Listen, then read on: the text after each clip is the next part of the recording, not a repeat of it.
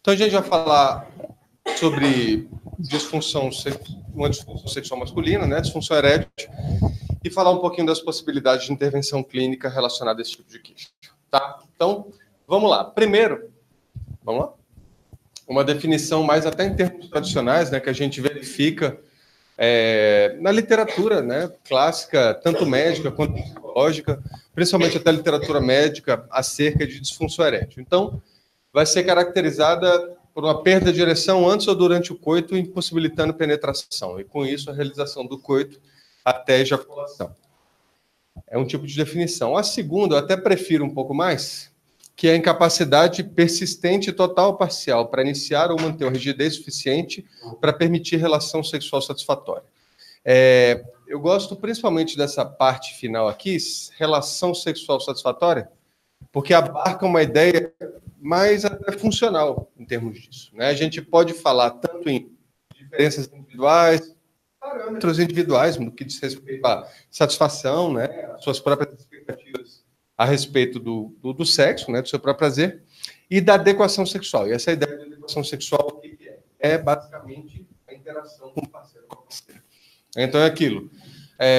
O quanto que essa interação, né, do casal está sendo satisfatória sexualmente, né? Então, relação sexual satisfatória dá para trazer esse aspecto um pouco mais subjetivo e menos, digamos, topográfico, né, em termos de rigidez ou não. Até porque, a sexual masculina, né, até mesmo a ereção, a gente vai ver uma grande variação, por exemplo, ao longo da vida do homem. Né? Você pegar, por exemplo, considerando um homem de 19 anos, um pênis ereto vai estar numa posição assim. Um homem já nos seus 70 anos vai ser assim.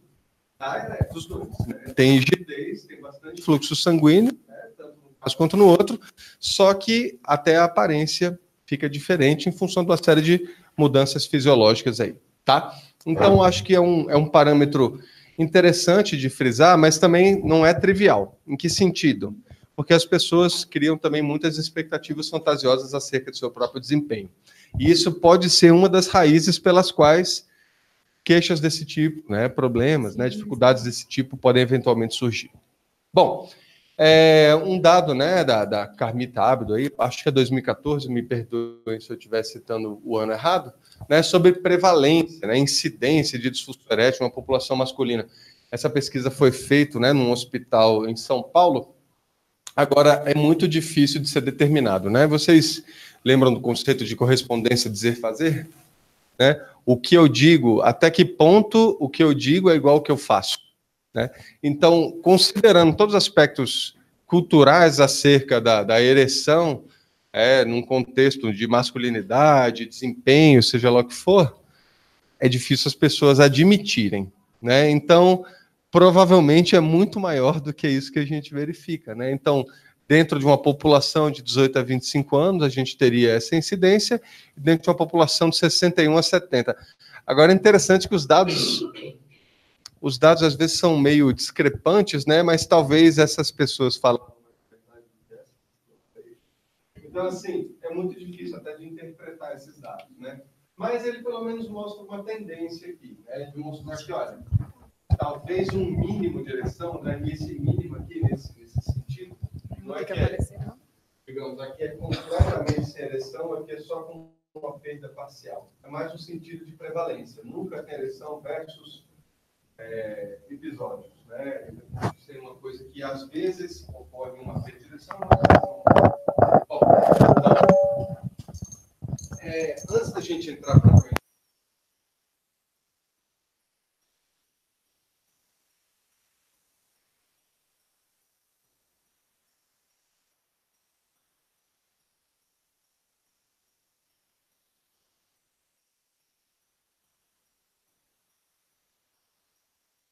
que a gente usa para descrever como é que a ereção ocorre, como a resposta sexual masculina e feminina ocorre de maneira geral. Né? E essas alterações fisiológicas propriamente ditas, né, uma das maneiras de interpretar isso, estão ocorrendo nessa fase de excitação, que é justamente uma fase na qual o corpo, de fato, começa a ser modificado. Né? A gente, de fato, verifica alterações fisiológicas. Essas alterações fisiológicas são basicamente Alterações, tem um monte aqui, não vou falar todas elas, né? Mas nós temos aí alterações miotônicas e vasocongestivas, né? De uma maneira geral, quando a gente se refere à ereção masculina, você vai ter uma série de crendices a respeito disso, né?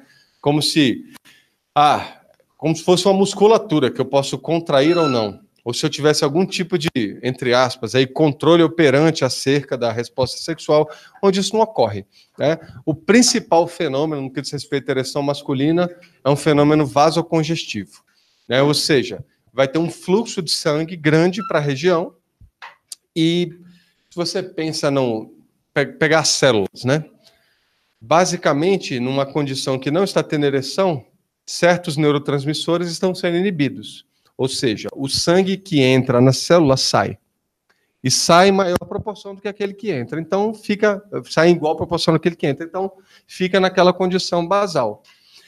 Conforme começa a ter a excitação sexual, por exemplo, né, certos neurotransmissores são produzidos que vão justamente inibir, né, essa saída do sangue no fluxo tão grande que ocorre. Então, os sangues vão sendo retidos na célula, a célula vai inchando, ocorre justamente a ereção. É basicamente esse o fenômeno.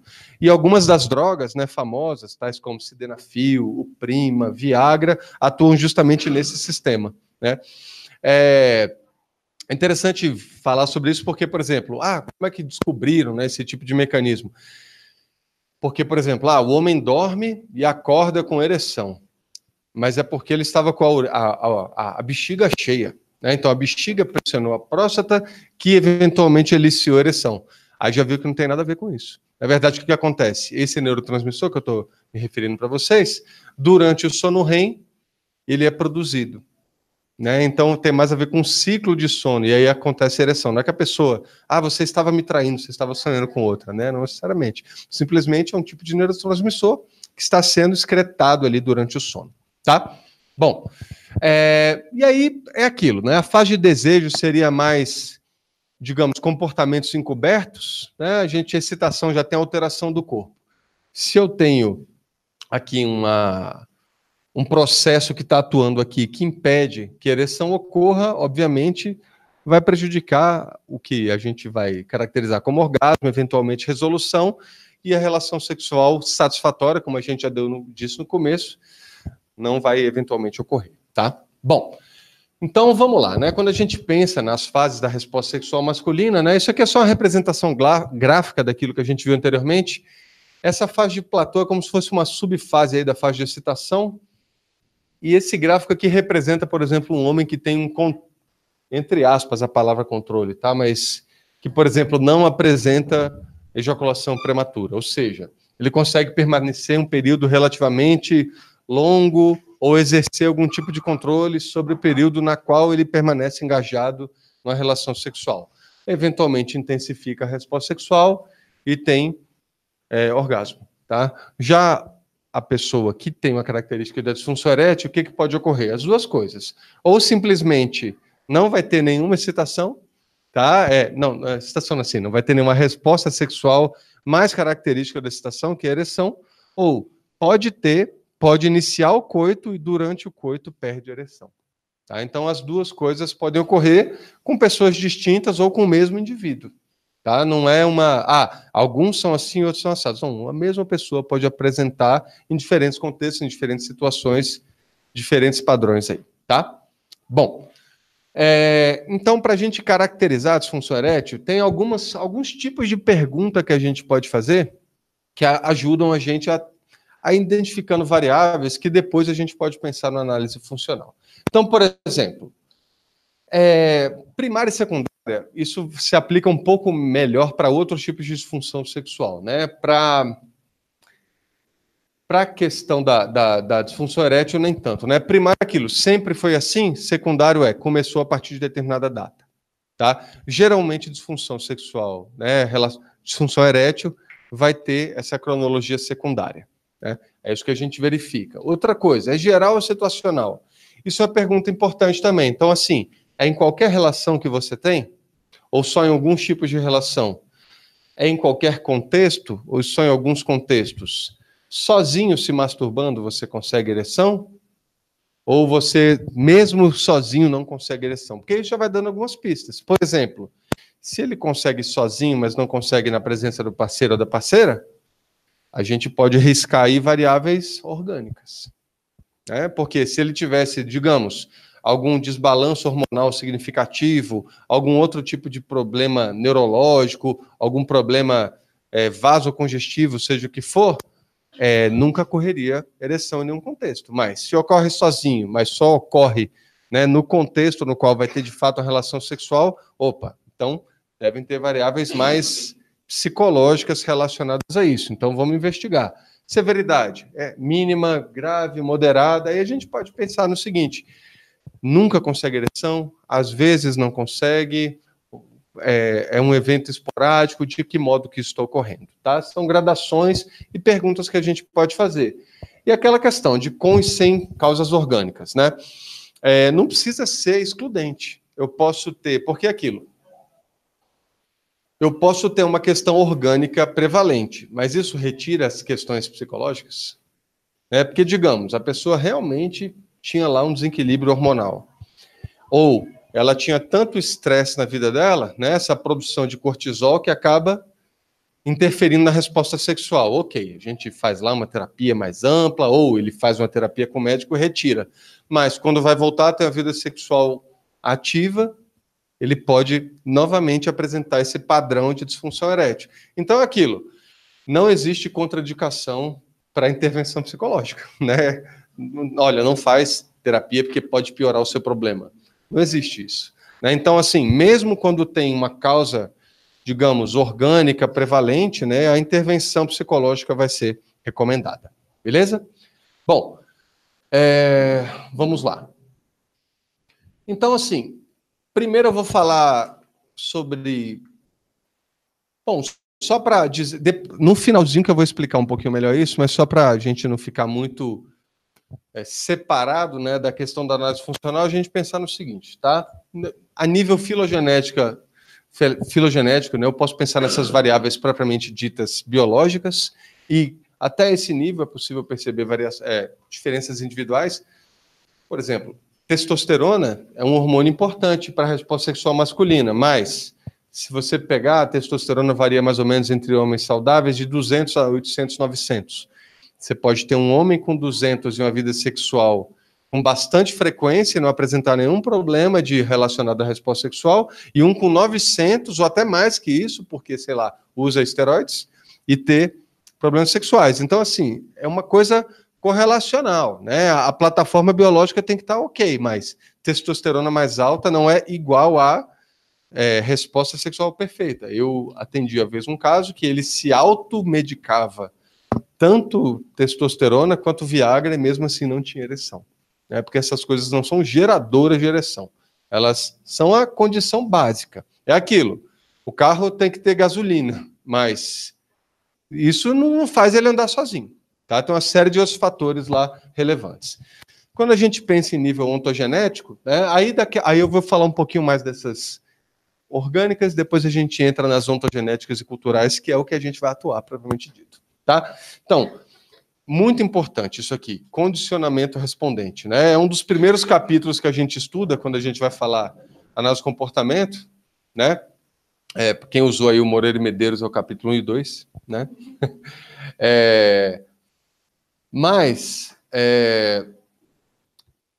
para esse tipo de problema, ele é muito relevante. Né? A gente acaba na nossa formação se focando muito no operante, analisar os padrões, né, classes funcionais, mas para questões sexuais, essas relações estímulo-estímulo são muito relevantes, tá? E principalmente essa ideia aqui, veja que eu repeti ela em cima e embaixo, né? Interações operante-respondentes, né? Então, ou seja, como determinados estímulos, né, que ganharam função ao longo do nosso histórico de reforçamento diferencial, podem interferir na maneira como eu me sinto, né? Então, isso vai ser um fator importante, tanto a nível ontogenético, né, quanto a nível cultural, né? Porque quando a gente pega o nível cultural, nós teremos aí tanto essa ideia de regras, ideias de modelação, né, ou seja, aprender com o modelo, observar outras pessoas, regras que foram passadas para mim, e até condicionamento aos respondentes de segunda ou terceira ordem. Lembra dessa ideia? Condicionamentos de segunda ordem, de ordem superior? Basicamente é o seguinte, se o Pavlov fosse, né, ele ensinou o cachorro a salivar na presença da buzina, ok? Agora ele quer ensinar o mesmo cachorro a salivar na presença de uma luz. Em vez de eu emparelhar com um pó de carne novamente, eu emparelho agora com a buzina.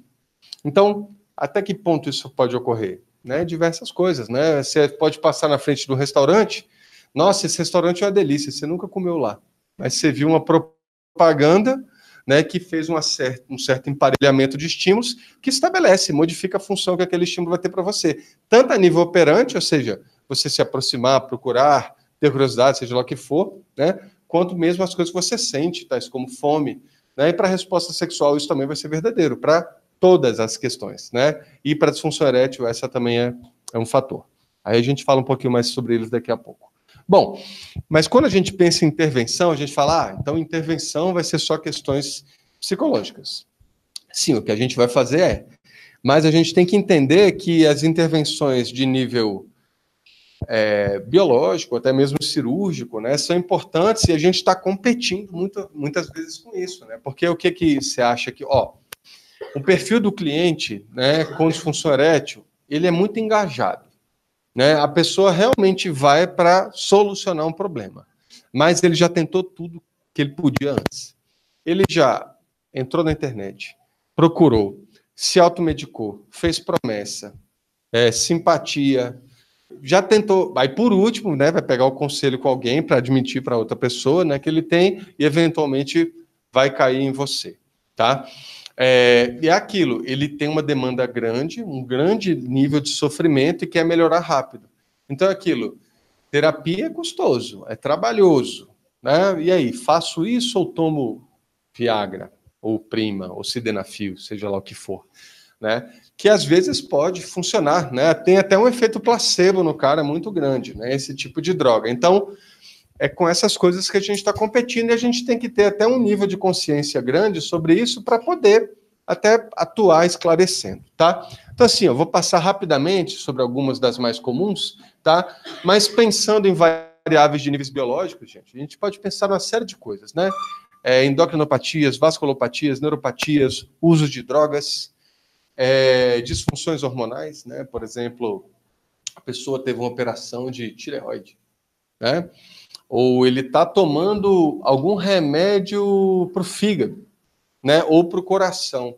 Né? Tem drogas que podem antagonizar a resposta sexual. Então, saber o que está acontecendo naquele corpo lá é importante. Então, quando o cliente vem, por exemplo, indicado de um médico, isso é positivo, porque você já tem um nada consta. Opa, se ele mandou para mim é porque a plataforma biológica lá está ok.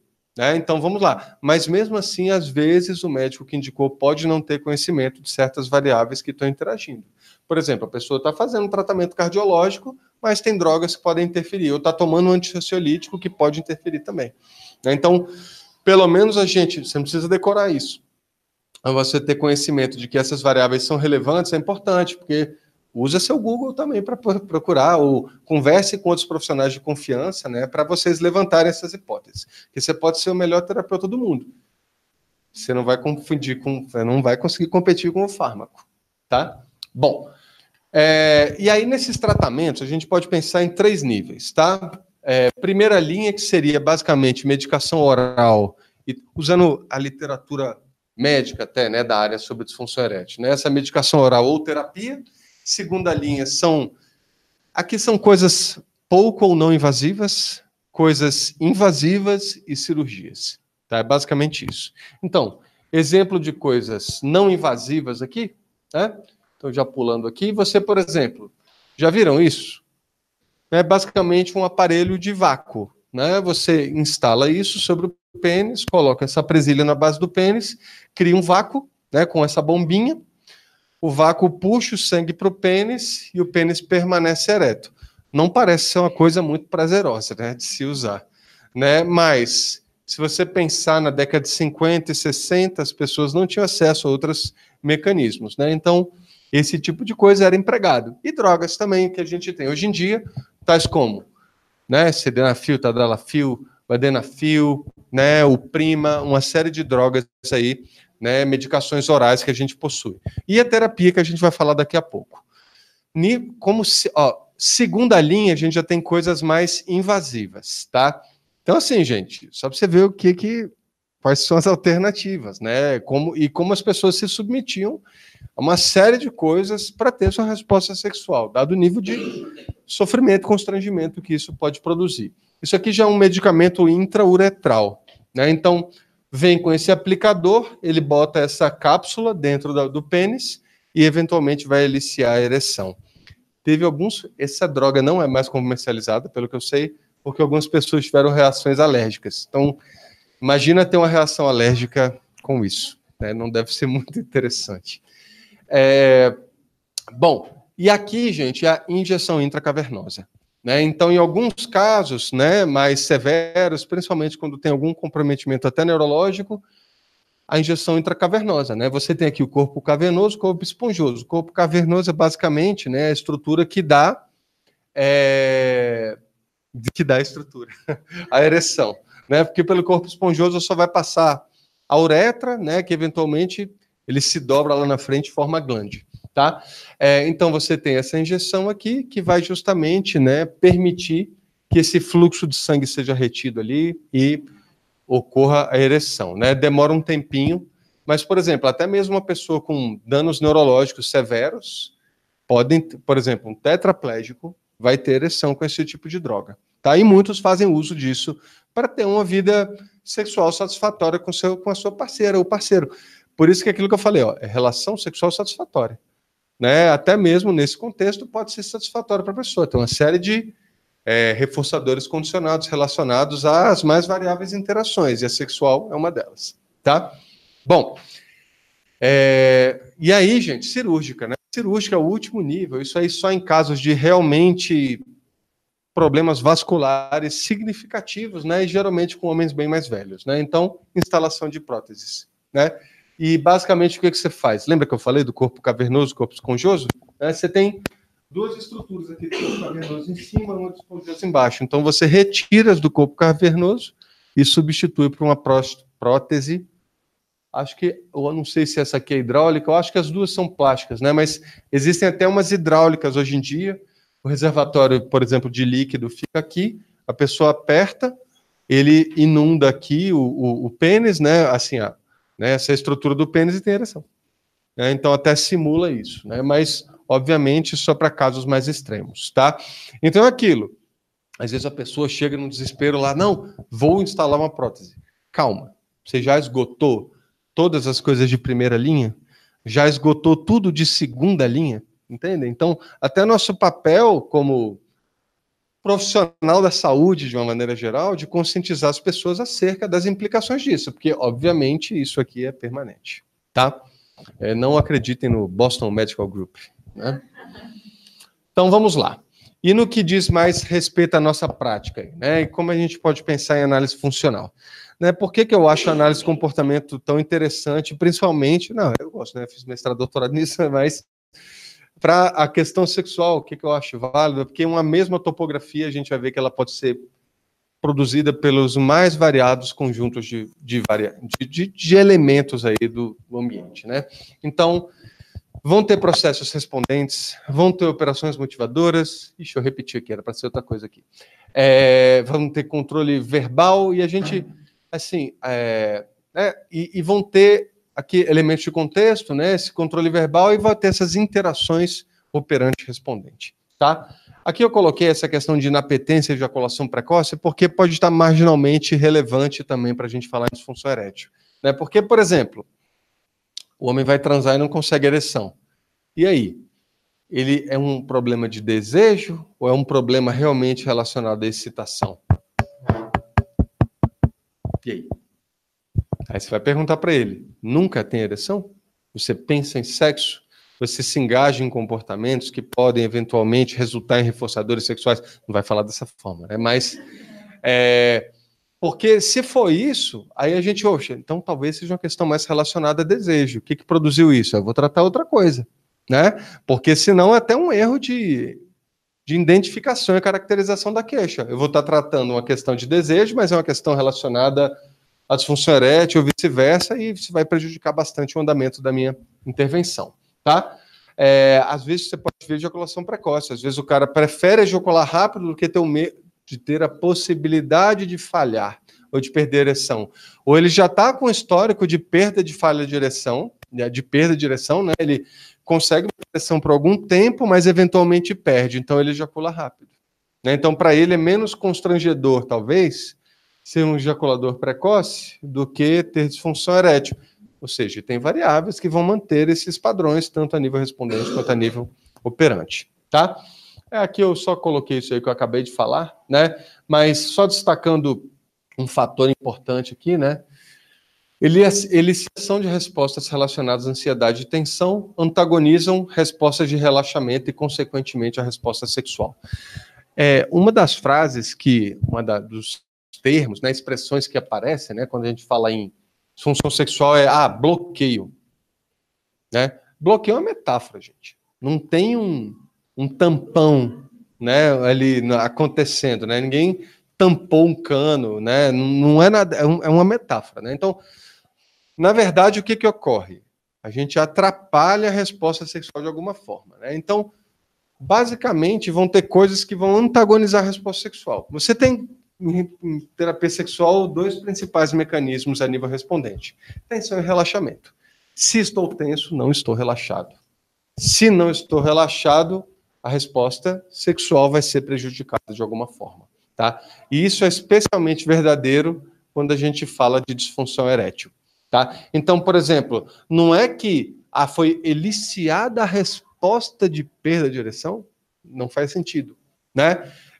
O que ocorre, na verdade, é o seguinte: foi, por exemplo, eliciado, tem elementos do ambiente que eliciam bastante tensão e ansiedade. Essas coisas podem competir ou inibir com os mecanismos fisiológicos mesmos que vão eliciar a ereção. Então, o que a gente vai ter que fazer muitas vezes? Né? Romper essas relações estímulo-estímulo que estão presentes no ambiente, inibindo aí a resposta sexual. Tá?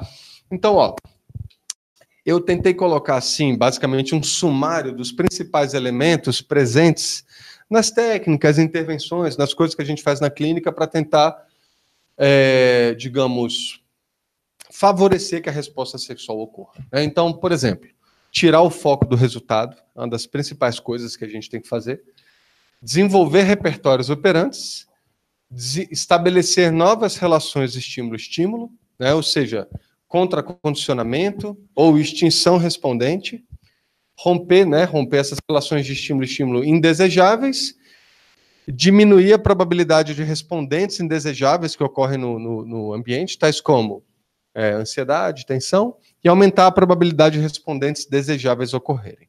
E aí a gente tem algumas técnicas, aí eu vou comentando mais ou menos eu não gosto muito da palavra técnicas, né? Intervenções, posturas, né? Coisas que a gente pode fazer lá. Porque técnica dá uma ideia que eu tenho que seguir um manualzinho, né? E não é bem por aí, né?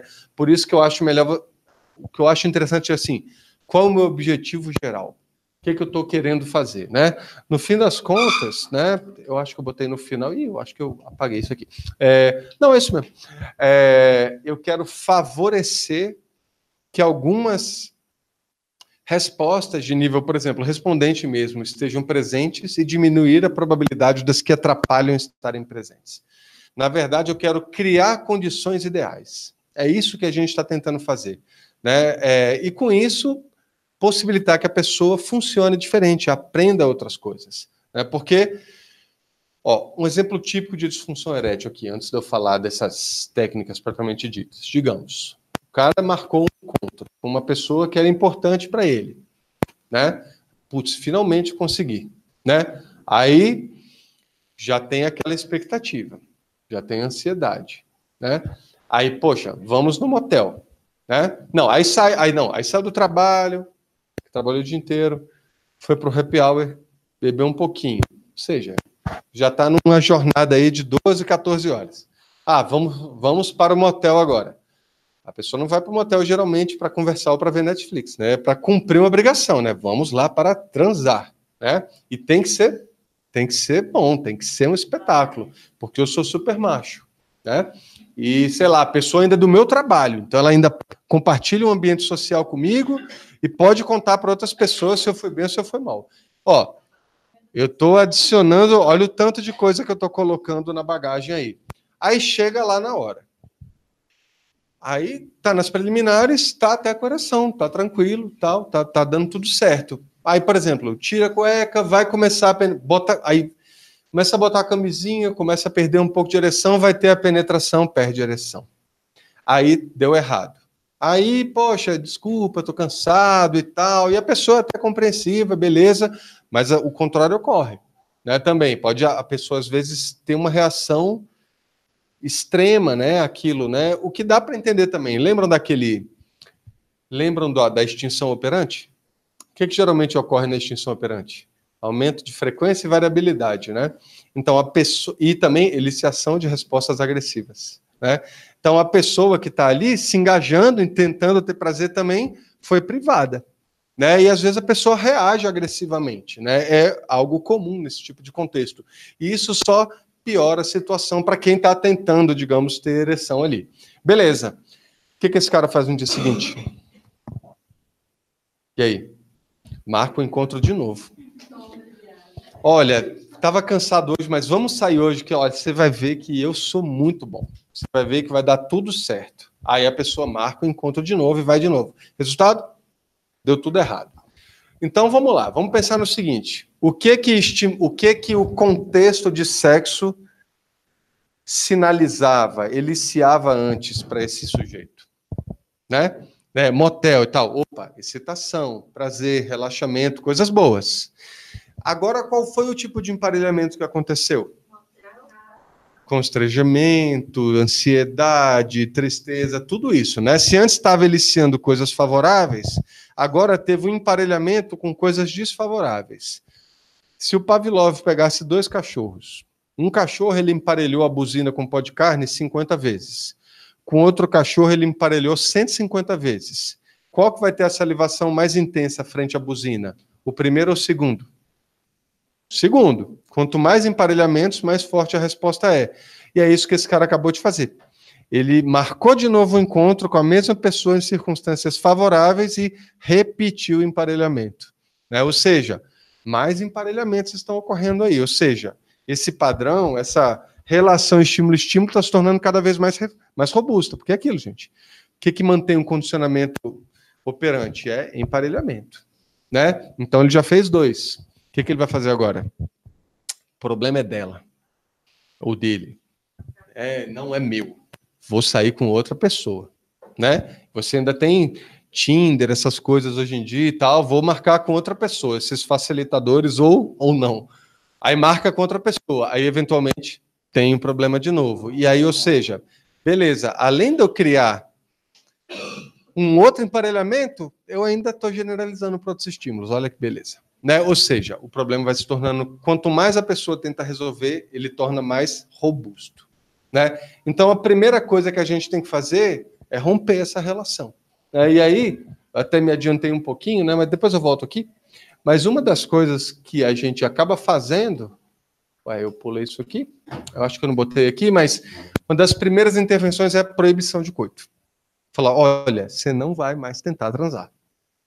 Porque toda vez que ele está tentando, ele está, na verdade, tornando essas variáveis que estão prejudicando a ereção mais robustas, né? Ele está fortalecendo essas relações. Obviamente, você não pode falar assim, você não vai mais transar, beleza? Tchau, beijo.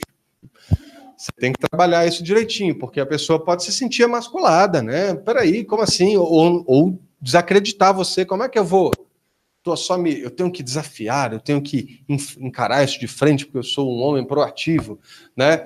Mas não é por aí. Então, isso é uma coisa que tem que ser bem trabalhada, não é trivial. Mas isso é muito bom, gente, se for bem trabalhado, porque você tira um peso muito grande de desempenho da pessoa, né? Imagina esse indivíduo numa relação estável. Aí ele chega lá, olha, eu queria muito transar. Você sabe como eu sou e tal, né? Mas o psicólogo falou que eu não posso. Está aqui o atestado. Não fui eu. Você sabe que eu queria. Então, você tira essa carga de responsabilidade da pessoa. Então, todos aqueles tijolinhos de ansiedade que a gente estava botando aqui, a gente já tirou alguns com isso, né? Então, tirando o foco do resultado, tirando a obrigação de cumprir. E aí você vai trabalhando outras questões, né? Eu dividi essas intervenções em gerais e específicas, né? Essas gerais, porque a gente vai ver que esses padrões se generalizam para outras coisas. A pessoa é super competitiva em tudo, por exemplo. Ele quer ser o melhor profissional, quer ser o melhor na academia, quer ser o melhor no relacionamento, quer ser o melhor em tudo. Então, você às vezes vê esses padrões generalizados ocorrendo em diversas coisas na vida do indivíduo. E a gente tem que trabalhar isso, né? Essas crenças errôneas acerca de sexo, de sexualidade, são coisas que têm que ser trabalhosas, né? Expor a pessoa a novas contingências para que ela aprenda comportamentos mais variados, mais adaptativos, né? Então, são coisas que a gente tem que pensar em intervir, né? Alguém aqui é cognitivo comportamental? Você? Então, pensando nesse sentido, por exemplo, aí você tem técnicas específicas, tais como... qual o nome? Que eu não sou da área, né? Então eu esqueço. Como é que é? Reestruturação cognitiva, né? Reestruturar as crenças das pessoas, né? Se você parte desse tipo de preceito teórico, você pode até, por exemplo, usar esse tipo de intervenção que pode ser útil, né? Em coisas mais específicas, gente, por exemplo, manipulações ambientais, né? Então, assim, pensando nesse contexto, será que é melhor ele ir para o motel, que é um lugar onde eu tenho coisas para fazer, para acontecer necessariamente? Ou, por exemplo, vamos para a minha casa, ou eu vou para a sua casa, se acontecer alguma coisa, aconteceu? Entendem? Como um ambiente é menos exigente do que o outro, né? Parece trivial, mas se fosse, ninguém apresentava esse tipo de dificuldade. As pessoas simplesmente não conseguem conceber ou pensar a respeito disso, né? Vocês veem isso na clínica relacionado a diversas coisas. Às vezes o problema parece bastante óbvio, mas muitas vezes não é. Então essa questão de autoconhecimento a respeito das coisas que influenciam o seu próprio desempenho são importantes, tá? Pode ser um trabalho feito com um casal, né? Você tem um parceiro, uma parceira que são colaboradores, né? Ou atrapalhadores, muitas vezes, né?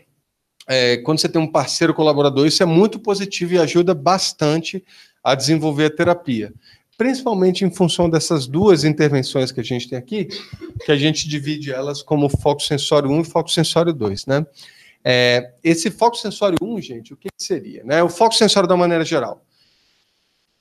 Assim, muitas vezes a pessoa que apresenta dificuldades sexuais, ela não teve a oportunidade de aprender naturalmente repertórios sexuais saudáveis, né? Seja por um ambiente social castrador, ou que não reforce muito falar sobre certas coisas, né? Sempre que puxava determinado assunto era reprimido, e assim por diante, tá? Ou não teve vivências sexuais que permitiu você desenvolver autoconhecimento acerca do seu corpo, ter reforçamento, emparelhamentos, né, que são desejáveis e uma série de fatores. Então, o que a gente tem que fazer? Beleza, a pessoa não conseguiu aprender naturalmente, a gente tem que pensar em contingências para que ela aprenda. Ou romper as que estão atrapalhando. Ou seja, expor novas contingências. E essa interação aqui é interessante. Então, como é que é o foco sensório, gente? É basicamente um treino em preliminares. Né? Então, digamos, a pessoa tem um parceiro, uma parceira colaboradora. Você vai fazer o seguinte, está proibido de tocar em qualquer região genital. Um vai explorar o corpo do outro, mas sem tocar em região genital. Então, você está ensinando muito mais sensualidade do que necessariamente genitalização. Né? Então, nisso, o que a pessoa aprende? Está proibido de ter penetração. Não precisa ter penetração, não precisa ter orgasmo, nada disso. Você está tirando todo o que esses fatores relacionados a desempenho. Um explorar o corpo do outro, eles se conhecerem, um dar feedback para o outro, até sobre o que gosta e o que não gosta. Então, uma das coisas que é interessante também, gente, é porque permite o casal desenvolver o que a gente chama de uma assertividade íntima. Né? Porque às vezes o casal se dá super bem, conversam sobre tudo, mas um nunca diz para o outro, sei lá, a posição que prefere. Né? Parece besteira, mas você vê 20 pessoas não, a pessoa em 20 anos de casado com problemas desse tipo que poderiam ser talvez resolvidos com uma conversa. Né? Mas eles nunca conversaram. Não, aí tá. Deixa eu só explicar isso aqui e a gente fala um pouquinho sobre isso. Tá? Então, aí como é que seria esse foco sensório? Faz isso. Aí o que vocês acham que acontece, gente? Tá ali fazendo um carinho, uma estimulação de uma maneira diferente, sem foco no resultado, sem obrigação, ele tem ereção. E aí, o que ele faz? Desobedece. Aí tenta penetração. Aí ele volta no consultório seguinte, poxa, então, e aí, que você fez? Eu fiz, mas aí eu te desobedeci, né? Aí aconteceu lá, deu certo. Você finge que ficou com raiva, né? Então, beleza, ok, né? Conversa. Aí o que acontece? A pessoa vai mais umas 2, 3 sessões, some e nem te fala nada, né? Porque geralmente esse perfil de cliente ele vai focado na queixa, ele vai para resolver aquilo, né? Se ele pudesse, ele falava: olha, eu tenho um encontro sexta-feira e preciso de direção, né? Mas como não funciona isso, mas a expectativa fantasiosa da pessoa é essa. A única diferença do foco sensório 1 para o 2 é porque o ideal é você ir aos pouquinhos. No 2 você já deixa, por exemplo, ter manipulação da região genital. E aí pode ou não ter orgasmo se quiser. Você vai evoluindo mais lentamente ou mais rapidamente isso, dependendo do progresso, da interação do casal, tá? Quando não tem conjugalidade, né, quando você não tem uma relação estável, você vai se focar um pouco mais nesses parâmetros aqui relacionados a manipulações ambientais, autoconhecimento, proibição de coito você pode trabalhar também, e essas técnicas essas técnicas não, nessas posturas, né, um pouco mais gerais, né? Eventualmente vai ser um pouco mais desafiador para o próprio indivíduo, porque quando existe um casal, a possibilidade de ir mais aos pouquinhos, né? Você vai se expondo um pouco gradativamente às contingências, né? Enquanto ele não tem um parceira, colaborador, você já tem que mergulhar na piscina fria de uma vez. É como se fosse isso. Então, trabalhar bastante essas expectativas anteriores, esses fatores são relevantes. Então, por exemplo, criar aquela tempestade perfeita, né? Olha, não se colocar, por exemplo, numa situação no qual fazer sexo seja, entre aspas, inevitável. Então, por exemplo, ir numa situação onde você dizer não, se afastar, você não vai ficar tão constrangido, você não vai ter aquela... Porque às vezes é difícil de você se impor assertivamente, de negar, sei lá, sexo a outra pessoa. Nossa, eu estou numa... Principalmente no modelo, né, às vezes tóxico de desempenho masculino que a gente tem na nossa sociedade. Não, tem que comparecer, eu tenho que ter uma ereção 24 horas por dia. Se alguém falar comigo, você tem que estar preparado, né?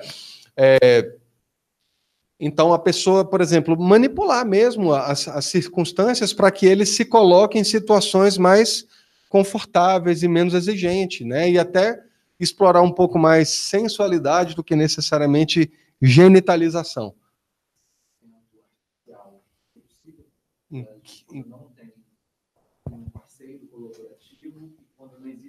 Artificial em que sentido? Desculpe. Por exemplo, você fala de um homem que seja vagina artificial do sex shop. Pois é. Você consiga treinar para poder aprender a controlar a ereção ou mesmo o fato de ejaculação.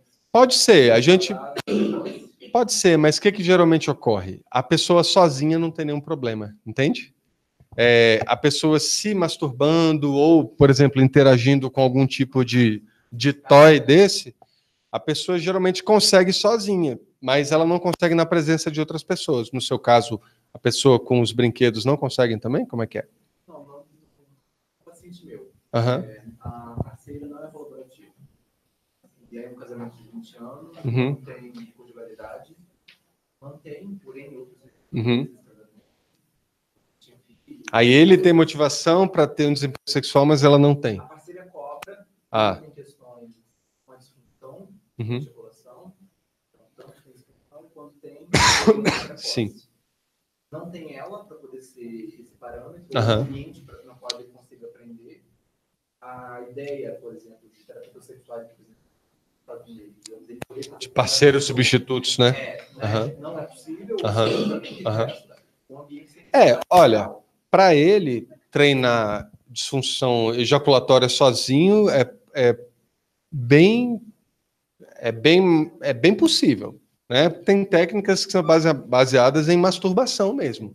E aí, por exemplo, o primeiro estágio pode ser se masturbando com a mão e o segundo usando um brinquedo de sex shop que se aproxime um pouco mais. Com isso, ele vai adquirindo uma série de repertórios e de autoconhecimento que, quando ele for se engajar de fato numa relação, vai permitir. Então, talvez esse caso que você está trazendo tem a ver com aquilo que eu falei. Olha, será que é melhor eu ser ejaculador precoce ou ter disfunção erétil?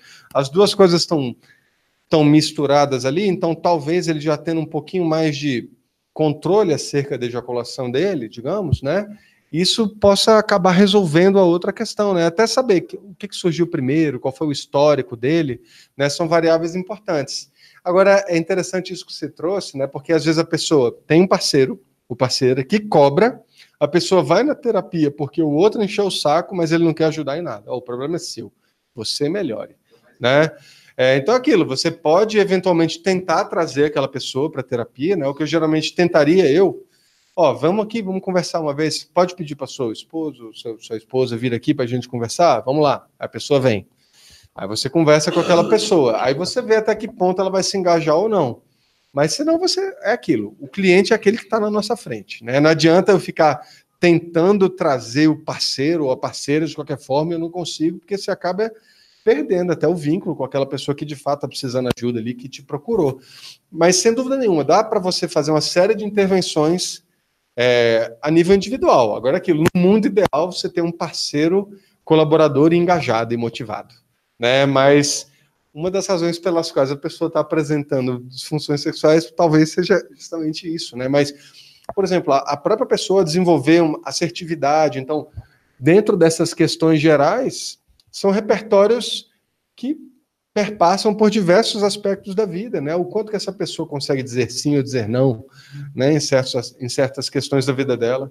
Pode sim. O primeiro item talvez seja o mais importante. Peraí, só um instantinho. Oi? Ah, tá. Eu acho que o primeiro item talvez seja o mais importante quando a gente fala de pacientes masculinos. Uhum. E talvez ele controle até o engajamento dele, do paciente no processo como um todo. Na sua experiência, como é que você lida com tirar o foco do resultado? Porque foi o que você falou, o cara tentou até macumba, e quando ele chega na terapia, é porque ele já tentou tudo, já se descartou todas as hipóteses fisiológicas, ou seja, a plataforma está preservada, e aí é minhoca na cabeça. E aí só por isso ele chegou até você. Só que ainda assim, ele chega com foco no resultado gigantesco, de que da propaganda no Boston, em 2 semanas você está resolvido, você está transando com uma pessoa que sempre transou. E isso é um baita de um problema. Na minha experiência, eu tive um paciente que eu demorei 6 meses para tirar isso. Porque o foco no resultado é tamanho, e é um drama que é quase que exclusivamente masculino. Existe um reforço social gigantesco do funcionamento do papel de gênero, e aí isso é um baita de um problema. É uma variável extremamente complexa quando a gente fala do desempenho masculino. Eu tive um caso até parecido com esse seu uma vez, que basicamente a terapia inteira foi tentando trabalhar o que a gente chama aí de proibição de coito com esse cliente, né? Que é uma das coisas que você faz para tentar tirar esse foco do resultado, né? E uma das questões dele era que basicamente ele não conseguia, por exemplo, dizer não à situação de sexo, né? E ele tinha um drama ainda um pouco mais acentuado, porque ele era casado com uma mulher, mas ele tinha relações homossexuais extraconjugais. E ele nunca foi assumido assim em relação à sua própria sexualidade. E ele não gostava de ser penetrado. E aí ele ia ter relações sexuais com os homens e não conseguia ter ereção. Aí os caras falavam, se você não consegue, eu consigo. E aí penetravam ele. E ainda sofria mais com isso. Então, assim, ele entrou num ciclo, assim, sabe? E ele não conseguia romper isso de jeito nenhum. Ele não conseguia dizer não. Ele tinha oferta. Com ela ele já começou a ter problemas até antes. Né? Até antes, em função de todas as questões realmente que não eram um estímulo sexual efetivo para ele. Né? Então era muito difícil trabalhar isso com esse tipo de cliente, porque eu acho interessante que você falou, olha, foco no resultado. Da mesma forma que é interessante um paciente altamente motivado, mas às vezes é motivação demais. Né? Porque é tanta expectativa que acaba se atrapalhando. A ideia do problema é que sim, com certeza. Demais e acaba que então é uma coisa que tem que ser trabalhada. Então, por exemplo, quando eu falo que a gente fica muito assim, é errado passar regras, né? Não tem que passar regras. Mas olha, nesse caso a pessoa não vai aprender se expondo às contingências. Tem vezes que é como se fosse uma psicoeducação. Né? Olha, por que que isso tem que ser feito. E você explicar. Eu tenho o livro lá, o Cavalcante do meu lado, assim, eu abro lá e mostro, olha, tá aqui, mostro até figuras, e às vezes eu explico para a pessoa aspectos relacionados à resposta sexual, para a pessoa entender e a gente conseguir validar o que a gente gostaria que ela fizesse, né? E aí trabalhando, explicando, né, logicamente, né, por que essas coisas são relevantes, né, para o tipo de caso, mas realmente não é uma coisa trivial que a gente tem que fazer, né? Por isso que é uma intervenção mais generalizada, que não é um aspecto que, com certeza, não vai estar presente só ali na relação sexual, né? Muitas vezes isso inunda outras coisas da vida dele, desse, digamos, estereótipo masculino, de uma maneira mais geral, né? Seja ele heterossexual ou homossexual, né? Porque essas questões relacionadas a desempenho vão estar presentes em ambos os casos, né? Eu acho que é isso. Opa, peraí. Falar, não, eu acho que eu vou te encaminhar para um terapeuta sexual. Às vezes foge do controle, por exemplo, eu não tenho especialização nessa área. E aí, às vezes, a gente tenta algumas coisas e fala, não, acho que eu só consigo ir até aqui. Você acha que existe isso? Eu já tive experiência de trabalhar em parceria, né, com colegas que faziam terapia, digamos, mais convencional, e eu, eventualmente, fazia a parte mais direcionada à questão sexual. Porque, assim, aproveitando o jabá, né, vai ter o curso aqui, né, de 70 horas em terapia sexual, né, a partir do semestre que vem. Tem uma série de cursos aí no IBAC, né, de FAP, de ACT, vai ter também de terapia sexual. E esse é um dos fatores, né, o que eu acho, né, o analista do comportamento tem, na minha opinião, uma série de vantagens, né? Uma série de cartas na manga aí para intervir no que diz respeito a questões sexuais. Mas a gente tem que complementar isso com algumas coisinhas. Então, por exemplo, ter algum conhecimento sobre questões fisiológicas, algumas técnicas específicas, porque se você pensar bem, olha, isso aqui é basicamente o que a gente faz em qualquer coisa, eu só estou aplicando isso a um contexto mais específico, a topografias específicas, a categorias específicas de resposta. Então, às vezes, é o exercício da gente tentar explicar esse outro fenômeno, que às vezes a gente não está tão curioso ou tão familiarizado com o arcabouço teórico que a gente usa e as intervenções que a gente usa. Então, o que eu acho, né? Por exemplo, um médico, para fazer terapia sexual, eu dou aula também em cursos, né, um curso de sexologia clínica, por exemplo, que é da Faculdade Baiana de Medicina. Lá tem médicos e psicólogos. O médico, na minha opinião, precisa muito mais de um curso desse tipo, porque até a parte mesmo de dar bom dia para o cliente, ele não vai saber tão bem quanto a gente sabe. Mas a gente, na minha opinião, principalmente o analista de comportamento, a gente já tem lá uma base, né, um alicerce muito bom. A gente só precisa complementar isso com alguns conhecimentos específicos, né? Mas pensem o seguinte, você é analista do comportamento, você tem um bom domínio dos conceitos básicos. Alguém fala para você, vem cá, explica para mim o comportamento do consumidor. Você não vai ter que parar um pouquinho para pensar a respeito? Não vai ter que, eventualmente, ler sobre coisas específicas, né? Ou explica por que os alunos têm problema no colégio. A mesma coisa, né? Então, para a resposta sexual, a gente tem que ver, vem cá, quais são as características específicas desse fenômeno que eu preciso me munir. Então, alguns aspectos acerca da fisiologia da resposta sexual, fármacos que envolvem, e até técnicas específicas, porque é isso. Algumas coisas na clínica, né, que a gente favorece, por exemplo, dentro de uma perspectiva da ACT, da FAP, ok, a gente pode usar, mas algumas outras coisas são específicas, são características, né? Por exemplo, é isso que eu estava comentando com você do treino de masturbação. A pessoa não vai descobrir sozinho, exposto às contingências, como fazer isso, né? Você tem que dizer realmente, como se fosse uma receitinha, né? E aí ela vai se expor a uma contingência nova e, eventualmente, aprender novas coisas, tá? Não sei como é que a gente está em tempo, acho que acabou, né?